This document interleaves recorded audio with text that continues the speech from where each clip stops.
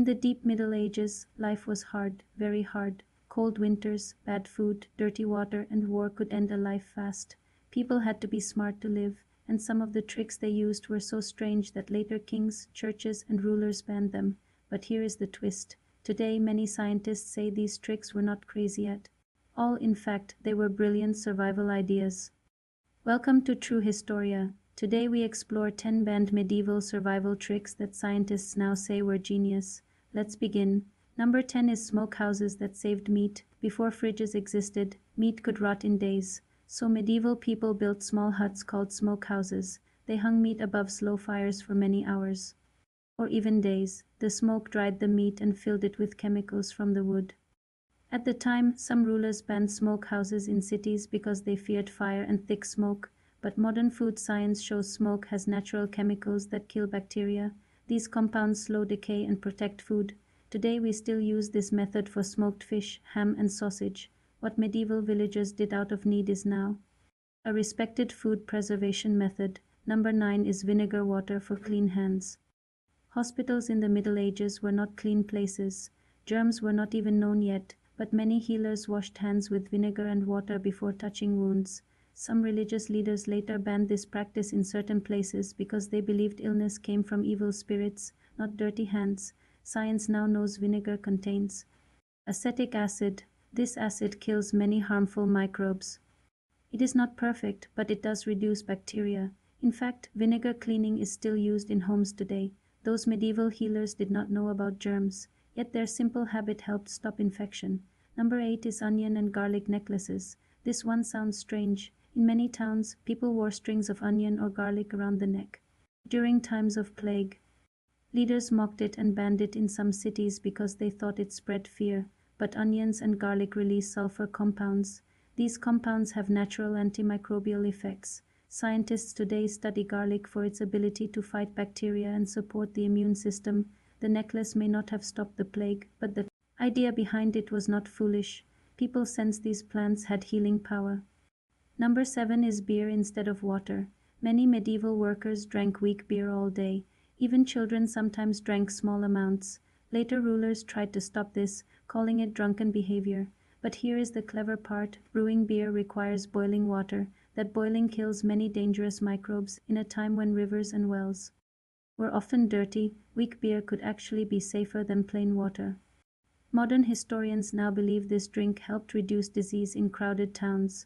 Number 6 is sleeping in shifts. In medieval villages, many families practiced to sleeps. They slept for a few hours, woke up in the middle of the night, then slept again. Some leaders and priests later discouraged it, saying people should rest in one long sleep.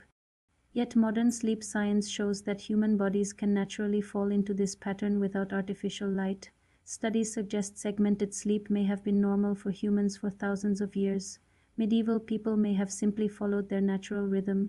Number 5 is ash toothpaste. Toothpaste did not exist, so people used wood ash mixed with water to clean teeth. Some city laws later banned it because ash could damage fine cloth and create mess in public wells, but wood ash contains mild abrasive minerals like calcium carbonate.